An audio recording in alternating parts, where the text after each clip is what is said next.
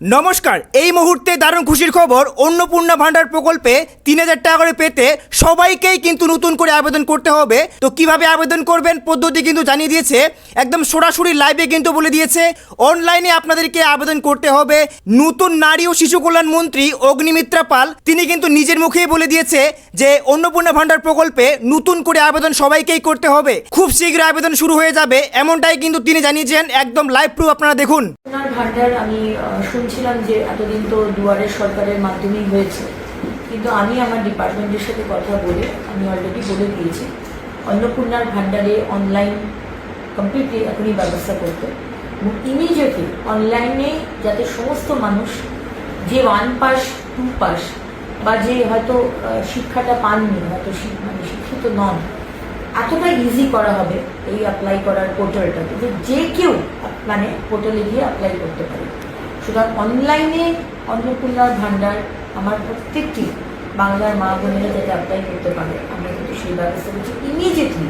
কারণ কি মাননীয় মুখ্যমন্ত্রী বলে দিয়েছেন যে 1 জুন মাইন্ডেড 1 জুন থেকে আমরা যা যা প্রতিশ্রুতি দিয়েছিলাম ৩,০০০ টাকার অন্নপূর্ণার ভান্ডার এবং সরকারি বাসে মা বোনেদের কোনো ভাড়া দিতে হবে না, এই দুটো আমরা চালু করতে শুরু করেছি।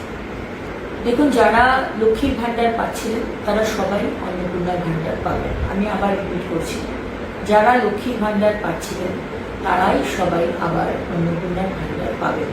এদের মধ্যে যাদের নাম বাদ গেছে 91 লাখ মতো, তাদের অ্যানালিসিস হবে, তাদের নাম ইমিডিয়েটলি বাদ যাবে, তাদের অ্যানালিসিস হবে।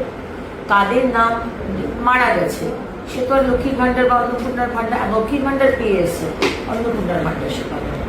কেউ যদি বাংলাদেশের সিটিজেন হয়, নাগরিক হয়, বা বার্মা রোহিঙ্গা, সে তো আমাদের অন্নপূর্ণার ভান্ডার পাওয়ার তার যোগ্যতা নেই, সুতরাং তারা পাবেন না। কিন্তু যাদের নাম যে কোনো কারণে ডিলিট হয়েছে, তারা আমাদের নাগরিক নন, সেটা অ্যানালিসিস করার পরে জানা গেল তারা লক্ষ্মীর ভান্ডার পাবেন না। এর থেকে আলাদা করে রাখা হয়েছে যারা ট্রাইব্যুনালে আপিল করেছে, তাদের নাম কাটা গেছে, এবং যারা ট্রাইব্যুনালে আপিল করেছে তারা কিন্তু এখনো লক্ষ্মীর ভান্ডার পাবেন, তাদের নাম কিন্তু কাটা যাবে না, বিকজ তারা আপিল করেছে, তারা প্রসেসে রয়েছে। এবং যারা সিএ এর জন্য আপিল করেছে তারাও কিন্তু অন্নপূর্ণার ভান্ডার পাবেন, তাদের নামও কাটা